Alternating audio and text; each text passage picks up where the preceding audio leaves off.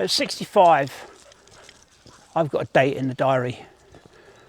I know when I'm walking out the door. I know when I'm retiring. And honestly, that's the easy bit. Because here's the bit that nobody says out loud. Retirement isn't the finish line.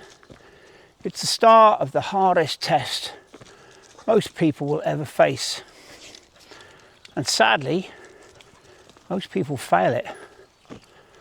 Not after years, within the first 90 days.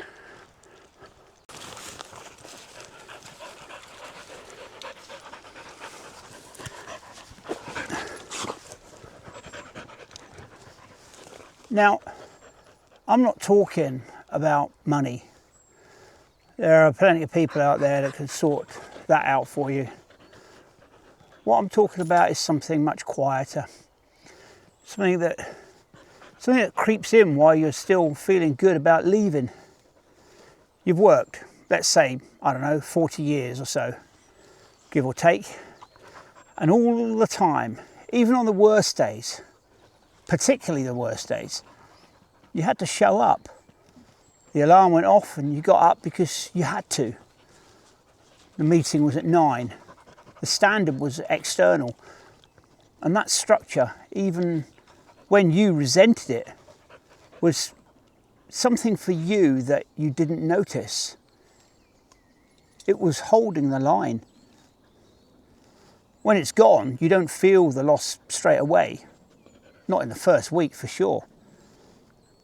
The first week just feels a long weekend or a holiday. The second, likewise.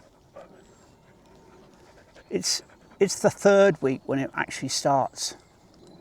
And quite frankly, most men don't even see it coming.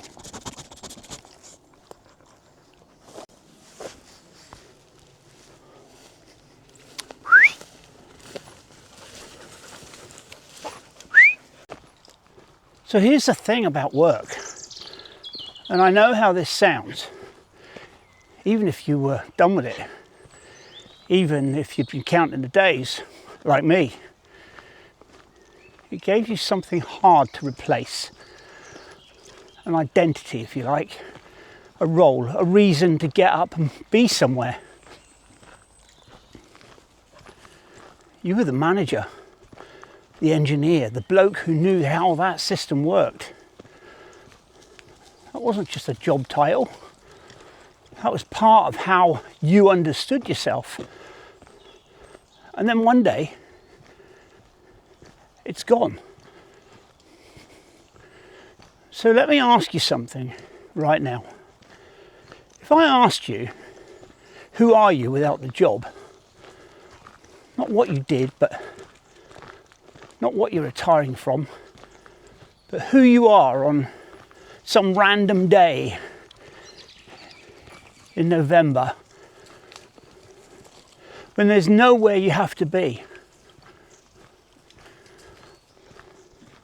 A lot of men and women can't answer that question. And when the answer doesn't come, that's when the chair starts looking very good indeed.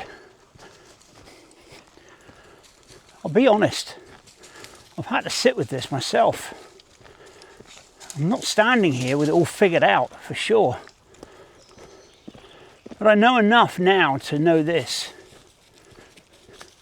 If you arrive at retirement without an answer to that question, you're already behind.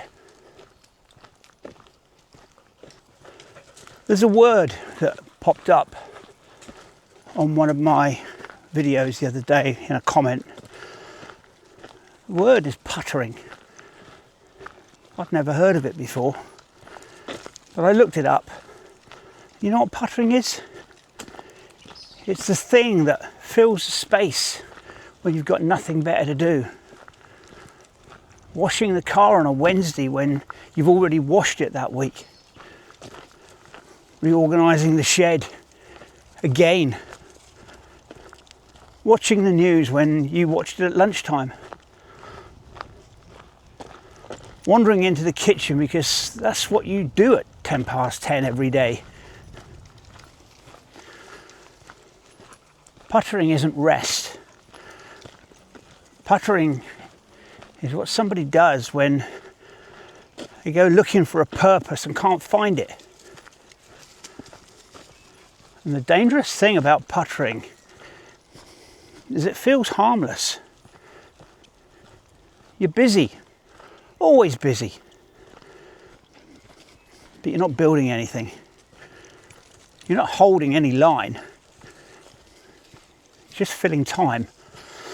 And at 65, it's the one thing you can't afford to waste. Puttering is for 90-year-olds. Most of us watching this aren't there yet. The question is whether you're already behaving like you are. So here's what I think catches people off guard. They think the discipline was about the job. Get up, get dressed, be somewhere at 9. That was the job talking. Once the job's gone, the thinking goes, well, I've earned the right to ease off, haven't I? Maybe. Maybe a few weeks of nothing is exactly the right thing. I'm not saying hit a schedule on day 1. Have a break. Why not? But here's the thing. The standard doesn't retire with you. The line you've held, the one about not letting yourself go, about showing up, about not becoming the person in the armchair watching years go by. That line doesn't move just because you're handed in your pass. If anything, retirement is when you need it the most. Because for the first time in 40 years, there's nobody left to hold you accountable but you. No manager, no contract, no alarm that you have to honour. Just you and the version of yourself that you decided to be. Standards you only keep when you're required aren't really standards at all, as I've said before. It's just job conditions. And the conditions did retire with you. The real standard, the one that means something, is the one you hold when nobody's watching. When you could easily not bother. When there's no consequence for easing off, except a slightly softer, rounder version of you. Day by day, in ways you don't notice until one day you look in the mirror. It's too late. It's already happened. So what does falling into that trap actually look like? It's not heroic. It's not dramatic. Not 6 days a week in a gym at 65. No thank you. It looks like deciding in advance, when you're thinking clearly, what your day requires of you. Not every hour, not some colour-coded timetable, but certain things that aren't up for debate. The morning walk with the dog, the training 3 times a week, whether you feel like it or not. The projects, the things you always said you'd do, but you never had the time. Those have a standard too. You don't half finish them. You don't push them back indefinitely. You decide once, and then you stop debating it. Because here's what I've noticed. The people who do well in retirement aren't the ones who work the hardest before it. They're the ones who knew exactly who they were going to be when the structure was taken away. The people who struggle are the ones who thought retirement would be sorting itself out, who thought the freedom would feel good enough to fill the space. But it doesn't. Not for long anyway. I'll leave you with this. I used to think that retirement was the reward for working hard. Put the years in, earn the rest. Life gets easier. Simple. Whereas I think what it actually is an exam. Some kind of weird test. A test of everything you've built. Every habit, every standard, every decision you ever made about who you are when nobody's checking. And unlike the job, there are no grades. Nobody tells you if you're passing. You just feel it, slowly. The softening of the holding, the drifting of the line. Now, I don't know yet how I'll do.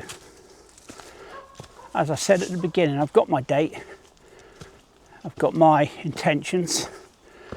I'm going in with my eyes wide open. But I'll tell you this, I'm not treating it like a finish line. I'm treating it like a day that's the start of something new. I'm treating it like day one of something much harder. So if that makes sense to you, stick around, because that's what this channel is really all about. And whatever you do next, don't slow down.